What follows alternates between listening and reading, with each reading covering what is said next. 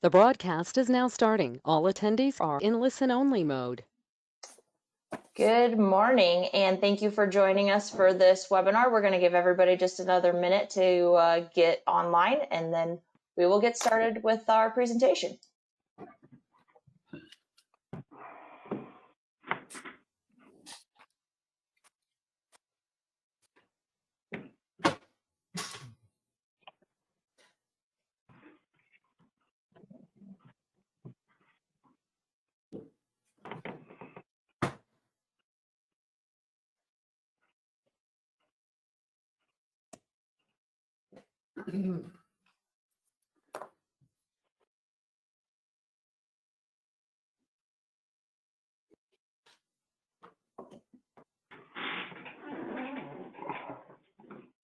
All right, looks like the ones that were getting into the meeting are joining us online. So good morning, and thank you for joining us for this webinar. Just a couple of housekeeping things before we get started.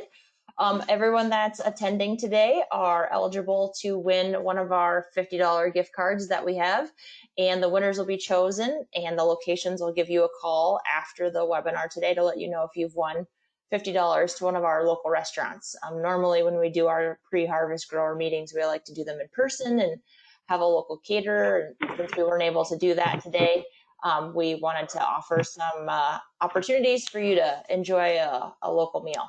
So we do have all of your lines on mute, and I would encourage all of our panelists to make sure that their lines are on mute until it's your turn to speak as well, because I am picking up a little bit of background noise. And then you can type in your questions in the GoToWebinar tool. And if you're online, there is a chat function and a questions function, and you can use either one of those to pose questions. And we'll take questions at the end, and you can unmute your line by hitting *6. And with that, I will turn it over to our President and CEO, Matt Carstens. Thanks, Alicia. Good morning, everyone. Thanks for joining us. I'm excited to be a part of these meetings with your local staff from Landis, because I think it's important that we have an open line of communication and sharing some of the progress we're making, being ready for fall season, all the things that we'll cover here in the brief 45 minutes that we've got.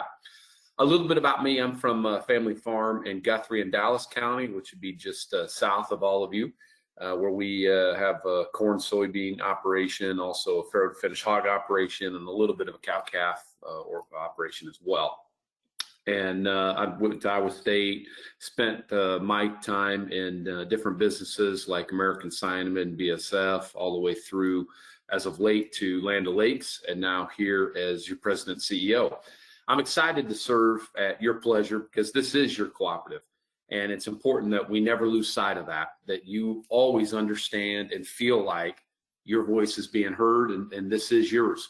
And it absolutely is that. And I know the employees at Landis absolutely feel that and are excited to showcase that to you with our size and scale of why we put Landis together and why you voted for that in years gone by, that we need to show that every single day. So I also want to start with just some thoughts for those that had some of the damage from derecho. Obviously, that was a horrible event that swept through parts of our state. Hopefully, you all didn't see a ton of that damage, but for those that did, our thoughts are with you, and we're all trying to clean up from that. At Landis, we ended up a little more fortunate, where we did have 3 bins that were damaged, but those 3 were all condemned and ready to come down. So we actually, probably you could argue, got a little lucky there, and now the insurance will help us take them down. We also did lose a transfer leg and belt at Bondurant, but the places, the bins and silos that those went to will be filled another way through patching. So we'll be able to do that still and not lose any of our scheduled storage. So with the good fortune we had, we've reached out to a lot of our neighbors, and we'll talk about that here after a bit as well. 2 things that you'll see in this webinar. First and foremost is truly empowered employees. I want you all to know, as our farmer owners, that this cooperative is about them, not about Ames or the corporate office or even myself. In fact, I would assure you the one person that you don't want making decisions about your farming operation is me, because I don't know it in the level of details and passion that our local employees have. And you'll see that with their discussions with you here. And on through harvest season, they are empowered to make those decisions and be able to be more timely for you. We'll again discuss that a little more here in a minute, but I'm excited to showcase that empowerment with you today. Also, I want to share with you that COVID-19 is still upon us. No matter where you sit on this topic, and there's a lot of different feelings on COVID, I acknowledge that. I'm not here to make any kind of statement on that, other than to tell you these statements are true. We must have our employees to get through fall season. It's a busy time at any cooperative that takes the amount of grain, almost 170 million licensed bushels that we have. So we've got to have every employee every day as much as possible. And anything getting in the way of that will disrupt the good work that I know our employees want to do for you. The second point of that is that we want to keep our farmers healthy. All of you are pretty taxed this time of year and don't have extra help just sitting around. So keeping you and your employees healthy and not contaminating or exposing them at one of our locations is important as well. And the last point I make here is that we've got to get through fall. So we need everyone a part of this journey, whether it's our employees, your employees, it doesn't matter. So I asked you to understand and respect the fact that we're going to implement our policies that we have through spring, contactless deliveries, social distancing, using masks where you see appropriate, using hand sanitizer, staying out of the office if at all possible, because that's the best way for us to not expose each other and keep it away. And I'm really watching this closely with the rest of our staff, because we're starting to see some of that exposure sneak into rural America now. So I just ask you to understand that and appreciate what we're trying to do for you, our owners, and also our employees, as safety and health is always something on top of our list. So with that, I want to turn it over to your regional general manager, Warren DeVore, who's been with us now for several years. And Warren, I'd like you to introduce yourself a little bit and then introduce some of your team and let them talk about their locations. The floor is yours, Warren. Absolutely. Thank you, Matt. So as Matt indicated, I'm Warren DeVore. I'm your regional general manager for the Northwest. This will be my fourth harvest with Landis and the 34th of my career. I've managed assets for co-ops and multinationals in Texas, Oklahoma, Kansas, and now Iowa. Iowa is no better place to be in the grain business than right here. This is just beautiful, beautiful ground to work with, and the people are fantastic. So that's a little bit about me. I'd like to thank everybody for taking time to be on the call today. This is something really new for Landis, and gives us an opportunity to reach out and visit with folks in these trying times with this COVID deal. I'd also like to thank you in advance for your patience as we deal with the unprecedented COVID-related issues as we get into harvest, as well as some of the harvestability and quality challenges we will be facing. Went on a crop tour yesterday. Was out in that Crawford County area, Ida Grove area. Saw some pretty nice crops out there, believe it or not. But also saw some challenges with drought stress. Looked like there's some hail damage out there in some of it. So this crop will not be without its challenges, even though we dodged the bullet with the derecho out certainly on the western edge of my region. So again, we really do thank you and appreciate your patience as we get into harvest here. With that, I'd like to introduce Aaron Richardson, who's our location manager for Rockwell, Lytton, and Sac. And I'll just hand it off to you, Aaron, and you can talk about your location some. Yeah, thank you, Warren. Good morning, everybody. This is Aaron Richardson. I've been with the company 14 years. This would be my 6th harvest in Rockwell City, as at a couple of different locations prior. You're going to see the same friendly faces in Rockwell. You're going to have Eric in the office at CSS, and we'll have Trigger and Justin outside dumping you. Probably some seasonal help besides that. They will be new faces. Nothing's changed too much in Rockwell. We've got 1.4 million corn space. That's about what we're going to take, what we're expecting. So we shouldn't have too many transfer trucks in the road. We will have some beans being transferred out. But we do also have a new loadout, so that will no longer be above the receiving pits, impeding traffic. That'll help out drastically. Corn will have 2 dump points. We'll be dumping at 22,000 bushel an hour. The beans will also have 2 dump points, again dumping at 22,000 bushel an hour. The flow of traffic will be unchanged. So as in years past, we'll enter from the north when you're loaded, and you'll see the traffic lights there telling you when to proceed and what dump to go to. As you come back, please face the opposite way, and that's where the printer will be to grab your scale ticket. The traffic light, like I said, will tell you when to go and where to go. We will have, as far as COVID goes, we are going to have a porta pot set up outside. We'll do what we can, but as we're doing right now, we're trying to keep as little foot traffic out of the office as possible. If you want a cup of coffee or something, just call. I'll gladly run it outside. Okay, now on to Lytton, please. Okay, Lytton, we'll have Carrie in the office again. Everybody there knows her. Lane, Josh, and Tanner, all familiar faces outside dumping you. Their corn space is going to be 1.45 million. 2/3 of that is actually out the pile. Obviously, that's going to be moisture pending what goes out there. Bean space, we got about 200,000. So we'll be transferring 300,000 to 400,000 out. That will impede traffic a little bit, but we'll do as much as we can in the morning to offset that as we have in years past. We'll have 3 dump points for each. Beans will be dumping at 22,000 bushel an hour. Corn will be 33,000 bushel an hour, so we'll get you dumped rather quick. The flow of traffic is unchanged. We'll enter the scale empty and full from the east facing west. We've got traffic lights there as well, telling you where to go and when to go. Something new with COVID, we're going to set up the ticket printer will be at the west door. It'll be the same thing. You want a cup of coffee, just holler, we'll run it over to you. And we will have a porta pot set outside there as well.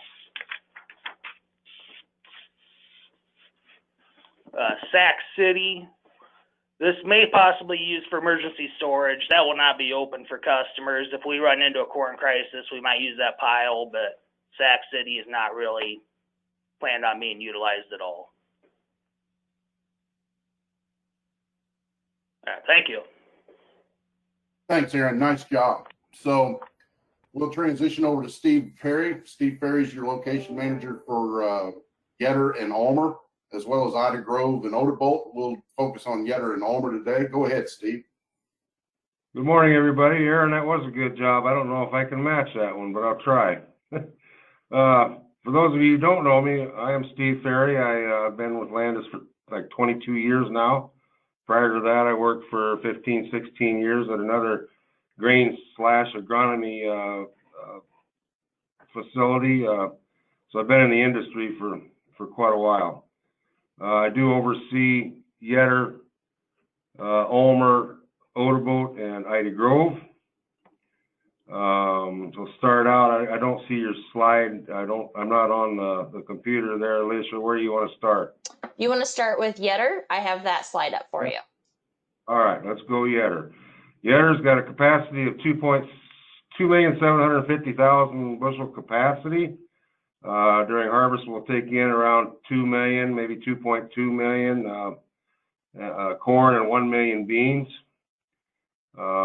This year might be a little less than that. I think Yetter is probably one of my locations that has been starving for water the most right now. So we'll find out when we get the crop tour done. I think they're going to be out in that area today. So anyway, yeah, we got a dump speed in Yetter of about 30,000 bushel an hour. We will be loading some trains out during harvest just to make space. There will be some transfers trucked in. We try to work with the transferring locations to kind of keep them out of the way for farmers, so there's no lines. Lines will be limited, I will say. We did spend some money in the past year on Yetter. We replaced the distributor, put a new rail load out spout in, and a new conveyor up top.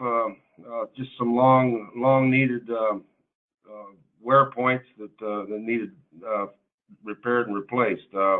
Harvest hours normally will run from 7 to 7. Pending Mother Nature, we'll be there as long as you need us there. Believe me, we want to get this crop out just as fast as everybody else does. So moving on to Ulmer. Ulmer's got a capacity of 1.3 million,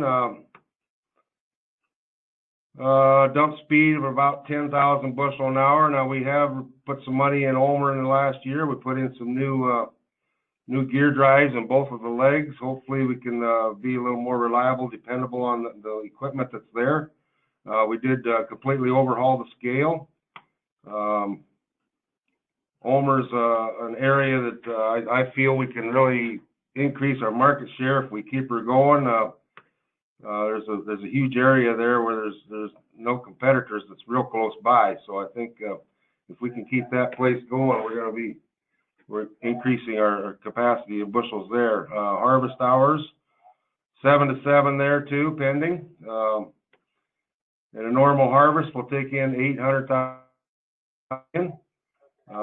Beans, 650 to 700,000.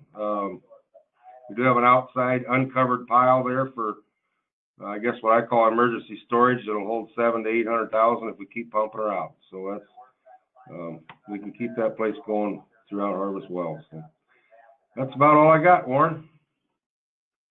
Thanks, Steve. Nice job. So in summary, real quick, the facilities we know they got some age on them, but they're in nice shape and they're ready to go.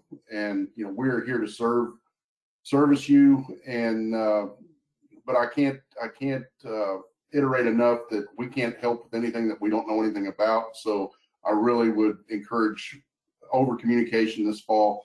Please let us know what your needs are, and we want this to be as smooth and seamless as possible, given some of the exterior influences that we have with COVID and some of the crop conditions. So please feel free to reach out to any member of my team or myself, and we're here to help you, and we're ready to get started.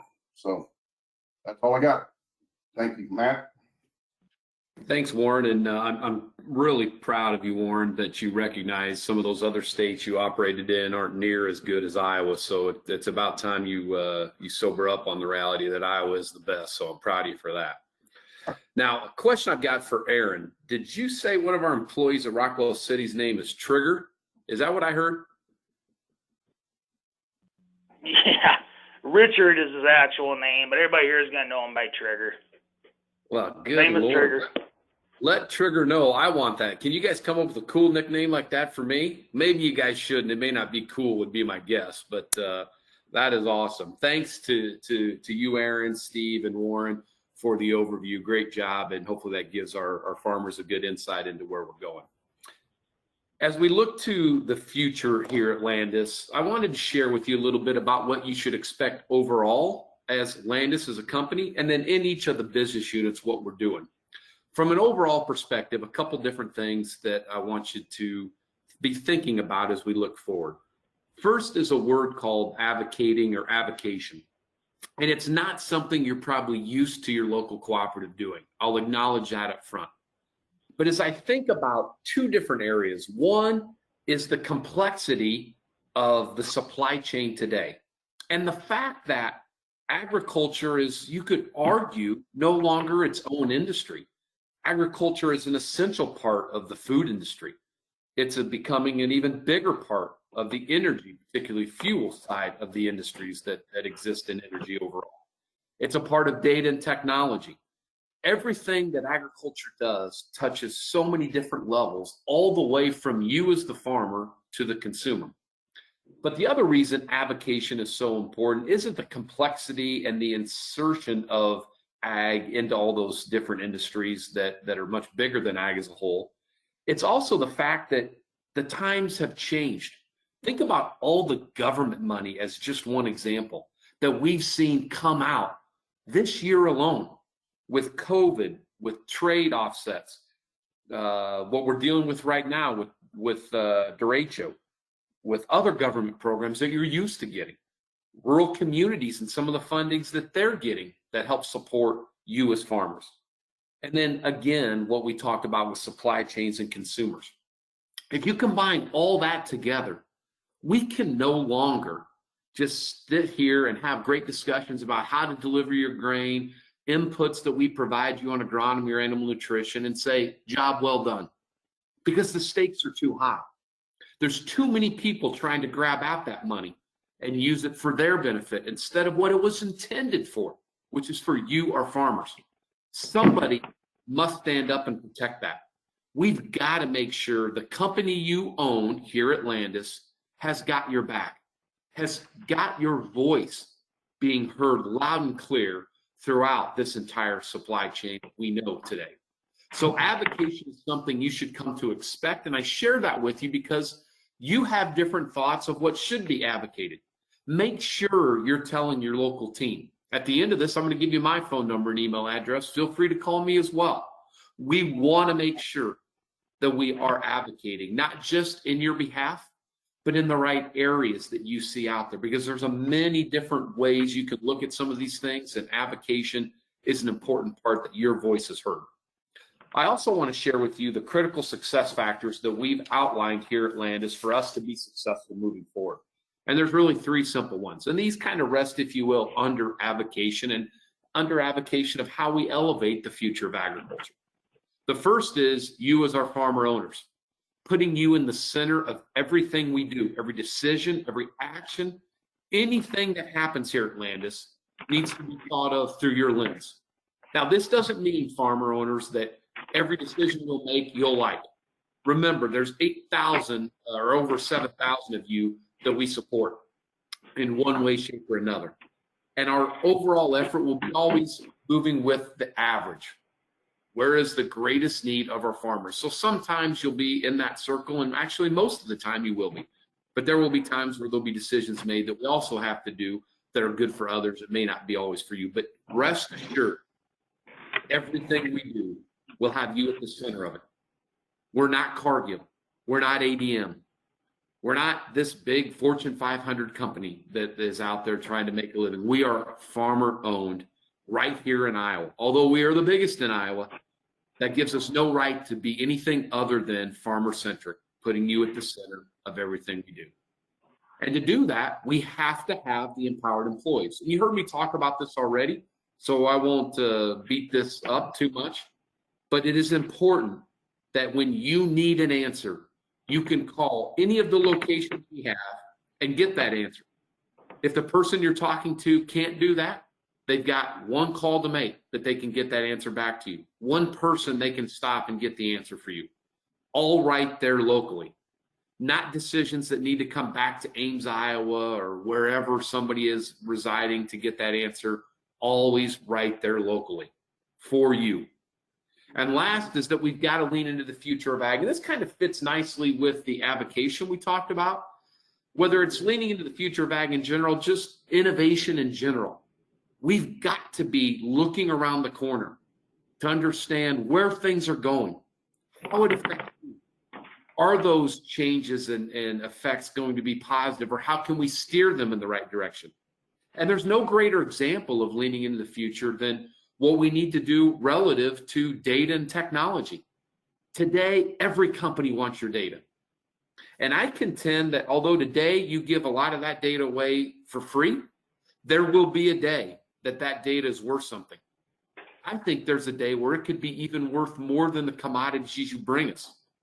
So as we talked about with avocation and things like calling Secretary Mag to make sure he understands the effects of derecho and making sure that we're giving you the things you need, like not having to harvest down corn that's unharvestable, allowing changes to that policy to be made so you don't have to harvest, you can disc. And looking at leaning into the future and innovation in general and how we turn the power on of data, not just for the companies using your data, but for you personally. Overall, in these three areas, what you should take away from this is about you, your farming operation, and ensuring that you're maximizing your returns as best as possible through the company you own here at Landis. Now, I mentioned that we'll talk about each of the business units. So let me start with agronomy and touch on just the 4 points that they're going to be moving forward with, and we'll do the same for grain and animal nutrition. On the agronomy side, it's about your experience, making sure that it's best in class. You all as farmers know that better than I. Agronomy is about the service. It's about when you need the product that it's there for you. When you need application done, that we're able to do it in a timely manner. Anything that you need, it must be done in a best-in-class manner. You should expect that, and we get it. And that's why employee empowerment is so important. Number two, we've got to be operational efficient. That's no surprise, and you're going to hear that in a couple of the other businesses as well. But when we talk about operational efficiency here in the agronomy side, it really comes back to growing our business overall. We've got to get more volume on the agronomy side. We've given up way too much over the last several years. That's got to change. And we're asking for you to stand beside us and give us a chance on the local level to prove to you that some of the things that we're talking about here are absolutely real and happening, and that you can count on that every year. We've got to realign the supply chain in agronomy. Today, there's way too many steps that a product goes through to get to you. We've got to take steps out of that supply chain and become very efficient back to the operational efficiency and how we bring products to you in the best cost, best in class service manner. And last, I told you we talk about working with our neighbors. Unfortunately, in a lot of cases, we don't have all your business, and there's other cooperatives that may have locations nearby or whatever the case may be. We've got to start working with those neighbors, not arrogantly, but in a way that is collaboratively, because after all, this is agriculture. We are, in a lot of cases, all cooperatives owned by you.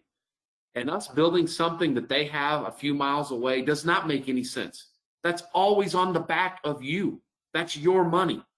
So how can we work with our neighbors more collaboratively and then work with us where we have those assets to be more efficient in how we go to market? And we've got a great example of this going on in our extreme northern geography in some work we're doing with a cooperative up against one of our or several of our locations in that geography. Look for more of that from us, particularly on the agronomy and other businesses as we move forward. On the grain side, it's really simple. First and foremost, we've got to increase our origination. Our grain business is here, without a doubt, to purchase grain from you.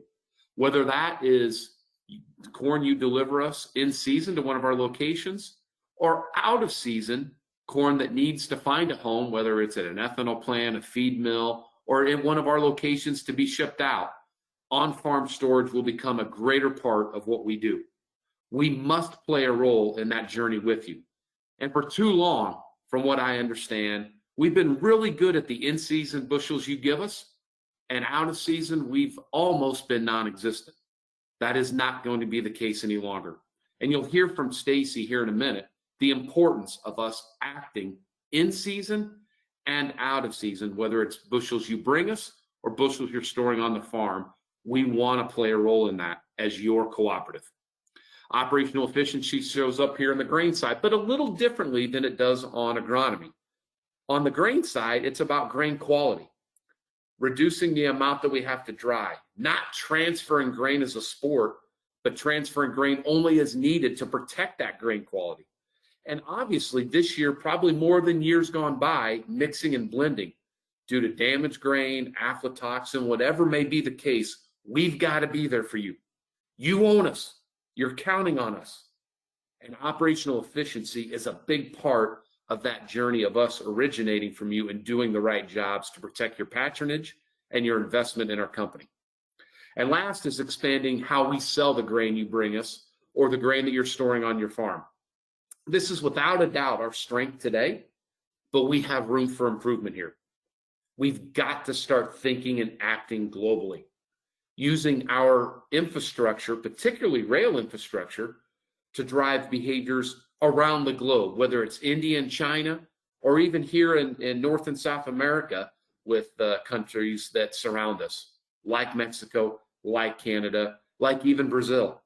We have opportunities to do a better job and get out of our offices and get into those countries and bring them back here after COVID, of course, and show them the great Iowa corn and soybeans that you produce and other commodities as well. And we need to take links out of the current supply chain. We need to control our own freight on rail. We need to stop hauling corn all over the countryside. We need to have better relationships with those local supporters like ethanol and feed mills. All things you should expect from us on the grain side moving forward. And it's important that we talk about this grain piece, particularly now as we're nearing fall season. And last is animal nutrition. And there's two parts of our animal nutrition business. First is the feed business, which you know us most commonly for. With feed, we've got to reinvent. We've got to reinvent what we're doing by elevating opportunities for you in the livestock industry and bringing those opportunities home for you. But we also have to put the Landis brand first and foremost. Put it right out there for everyone to see. Because after all, that is your brand. And although we work with a lot of different companies like Cargill and ADM and Purina, all important partners to us, it is your brand that matters. We must take that approach moving forward. And on our dairy side, or DNP, some of you may know it as, it's about innovation. This is a product portfolio that we sell over 25 countries here in this globe. And that's an important part as we expand our marketing opportunities for not just new products and processes and partnerships, but we need to expand beyond dairy. We need to rename this group and get into other species, non-ruminant animals, if you will. We've got to also utilize the Landis supply chain and take advantage of those opportunities to deliver sustainability or traceability and high quality proteins like high oleic or even non-GMO when that becomes a product of necessary. In fact, I'm really proud of this team as they're having discussions today in this business with a major ice cream supplier and how we can help them turn their portfolio of ice cream products into something that they want to sell to consumers. That's bringing opportunities home for you, our farmers. So as we move forward, I mentioned leaning into the future of ag. And there's no greater example of that than the example I gave you of data. I truly believe everything I told you relative to data, that it can be a profitable part of your business. And we can no longer let our farmers just provide that to the Bayers, the Syngenas, the Cargills, the ADMs, the Purinas, without some form of compensation to help drive your profitability, to help improve your sustainability and traceability and integrations that you have. Data is a critical part of where we're going. And I don't think this is news to any of you, but we've got to act differently as Landis. How we help you merchandise that data, how we help you get profit for that, how we help you provide different products that actually consumers want in today's world, that we know you can provide them. Data starts that journey. And speaking of the importance of data, there's something called technology that comes with it.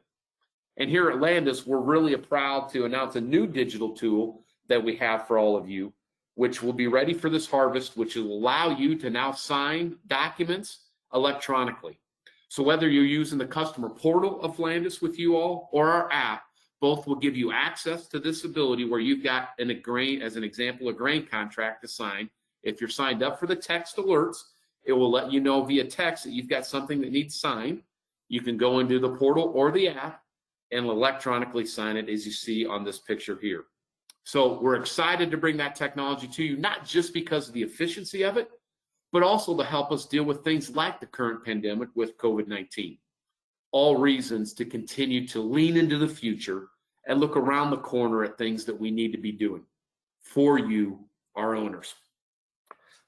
So with all that said, I'd like to turn it over to one of the team members locally with all of you that makes things happen every day. So Stacy Roush is our grain marketing advisor for your area, or GMA. And Stacy, we're happy to have you a part of this journey, and thanks for all you do for us. And we'll let you give a little update on your business and what you're doing for your farmers. Okay, well, I just wanted to share my webcam because I actually did my hair today, guys. So, you know, there's a few changes to our policy this year. We dropped our drying charges from 3 3/4 cents to 3 1/2 cents. So there's a little bit of a change there. We also changed our soybean averaging. Before we had 3 different buckets. Now we just have 14 and below averaged together, 14 and 1 averaged together. So that's definitely going to help us out. Our price later charges also went down on beans. Last year it was 14 cents to go into price later on soybeans. This year it's only 8 cents, so it's half the price. So I know that was some concerns people have had in the past, so we've done a little bit of changing to help you guys out. Again, just kind of looking at the slides, for material loads 1% and below will be averaged together, 1.1 and above will be averaged together. Before we had some more buckets on those, and damage is 10% and below will average together, and loads 10.1% and above will average together. So don't be afraid to make calls to your location, get your delivery numbers set up ahead of time, make sure you're reminding your location, your CSSs when you're making changes in fields. If you need us to change delivery numbers, we can also notate what field. So if you do have, you're working in field, Hyler's 80 and you're moving over to another one, don't be afraid to give them a call. They'll get that noted on your delivery tickets. So Eric and Nicole do a great job over there in the Yetter and Cary and Lytton and stuff area. So don't be afraid to give them a call. And then lastly, I just kind of wanted to talk about, if you want to switch slides, some new offers that we have this year. We have 2 new contracts and then also a new opportunity. We have a weekly double up accumulator. It's a new contract. We just started it. It allows for you to price bushels above the market, but there is the potential for double ups. It's something that if you're interested in learning about, even though you can't come into the offices and we can't have large meetings, don't be afraid to give me a call. We'll come out, we'll sit in the machine shop. We'll go over the opportunities, how those contract works. It's something I believe in. It's something that I use myself on my own operation. And then new is our weekly floor contract. We have not done these yet. This is a new opportunity for us. We're just starting to learn about them. It offers you the opportunity to set a floor on prices while capturing your upside potential on these contracts. So you're putting a floor underneath you, but you're also getting the opportunity to capture upside. So it's kind of an averaging contract with a floor beneath you that you pay for. We can set those up to run at different times of the years for different months for contracts. It's just something that it would be a good thing to investigate. I have not personally used them yet because they are new, but it's something that I'm definitely looking into. What's nice about it is there is no double ups and there is no knockouts on them. Then another contract is an old but goodie, is the extended price contract, where you essentially sell the cash and you buy the futures or buy the board. You stop paying your storage fees. We drive to 15 versus 14%, allows for 70% cash advance. Last year I didn't do them on beans because I felt the carries were too wide and the basis was too wide. It would have hurt the producer in doing them, which it showed that. Corn, we did a lot of these on corn. It saved a lot of storage costs, especially for people that held them through the summer. But the secret with extended price contracts is you need to set a sell point and stick to it. We see it too often. You think in your head, I'm not paying storage fees, I'm going to hold on to it a little bit longer, and we miss selling opportunities. So definitely something to investigate to stop the storage, but we also need to sit down and maybe look at price targets for you guys. And then lastly is our flex delivery contract. This is a new opportunity. It's selling into the processors. So we know we can't always be the best on basis. So, or maybe our policies aren't as attractive as, an ethanol plant or something. Let's talk before you make that sale. Let's see what we can do for you, because now we have the opportunity for you to sell through Landis into our processors, and you're capturing the posted bids, you're capturing their sale, but you're getting the opportunity to get patronage through Landis, because those bushels are. And just give us a call. I think using some of our HTA contracts, we can utilize them for that, and we can take a look, do your HTA, you got some flexibility, you sell through us, and come February when it's time to set it, you can take a look and say, okay, this is what Valero's is basis, and this is what Landis's is. Okay, now we can look at the freight and decide what's best for you. You're not locked into one particular place, like I have to deliver to Landis or I have to deliver to Valero. It gives you some flexibility. So don't be afraid to give me a call. I can come out to your guys' shop, we can set up time, and we can go over all the different options that are kind of new for this year. Harvest is approaching fastly, so just give me a shout and we'll see what we can do. And I'll pass it back to Matt. And I appreciate Stacy bringing up some of our CSS as customer service specialists. They're a key part of the journey that we're absolutely on, and a good part of that grain business as well. So remember, there's a deep team besides Stacy that's helping make this happen every day, and we're appreciative of those that are in our local offices to help there as well. On the slide you see in front of you, these are my contact information. I told you I'd provide this to you. Again, I remind you that the best source for answering questions that is without a doubt the local personnel that have spoken today and many others that work beside them. But also know that there's things that come up that need to be discussed and things that you'd like to share with me, and I'm providing that to you so you've got it. So for those that aren't on the webinar part of it, my office number is 515-817-2104. Again, 515-817-2104. And my email, if you prefer to reach out to me that way, is matt.carstens@landiscooperative.com. Again, matt.carstens@landiscooperative.com. Or any of the locations has this contact information for me as well that you can get and reach out as well. I love hearing about the good things we're doing and also the things that we need to continue to improve upon. And we're excited to take that journey with you again as the cooperative you own. So with that, Alicia, I think we're at the point now we've got time for a few questions maybe. So hopefully there's been a few come in one way or another. I'll turn it back to you. So just a reminder, if you'd like to ask a question, you can type it in the chat function. You can also raise your hand. There's a little button next to your name where you can hit raise your hand, and then I can unmute your line. But the first question I'm going to try to paraphrase. So with the storm damage and drought and what we're starting to see, what is going to be Landis's stance on taking damaged grain? Someone else asked in one of the other webinars, are you going to dock me to death? Well, it's a good question. I appreciate the question for sure. I know our head of grain, Don King, is on the call. And maybe, Don, I'll let you talk about some of those specifics in detail. And then, Stacy, let you bring up any other points that you'd like to make from your seat as well. So, Don, you want to tackle the big question of what the harvest is it's going to be, what kind of damage, and how we'll accept that?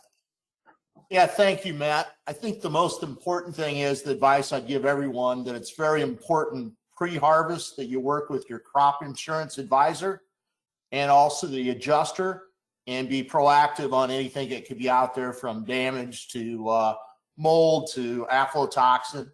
You know, we're here to help you with all that. If you got samples you want to bring in, we have the machines to test. Most importantly, for our customers that have on the farm storage, have a handle on that before it goes in your bin, because when it goes in your bin, you're going to have some problems if you hadn't dealt with that beforehand. But my main message is we're here to help the grower, our owner, and be proactive, work with your agent, work with your adjuster, and let's get those things figured out before harvest starts. Thank you, Matt. Yeah, well said. Thanks, Don. And Stacy, anything you want to add to that from your seat? I guess my number one thing is just make sure you're honest with the location. Don't try and hide it or anything like that. Just let them know. We have the opportunity, if we know it's there, we can segregate it so it protects, the integrity of the rest of the corn, and it's just a lot easier if we know that it's coming in, so we can make accommodations for it. Definitely goes a long way being honest with us. Well said. Thanks, Stacy, and thanks, Don, as well. Okay, Alicia, what's next? I am actually not getting any more questions in, and we are right at 8:15. So I am going to just say we'll be getting a hold of our drawing winners after the call. The locations will give you a call, and I will turn it back over to Matt to wrap it up. Yeah, thanks, Alicia. And I don't have a lot other to add other than thank you once again. Thank you for being a part today, but more importantly, thank you for your business.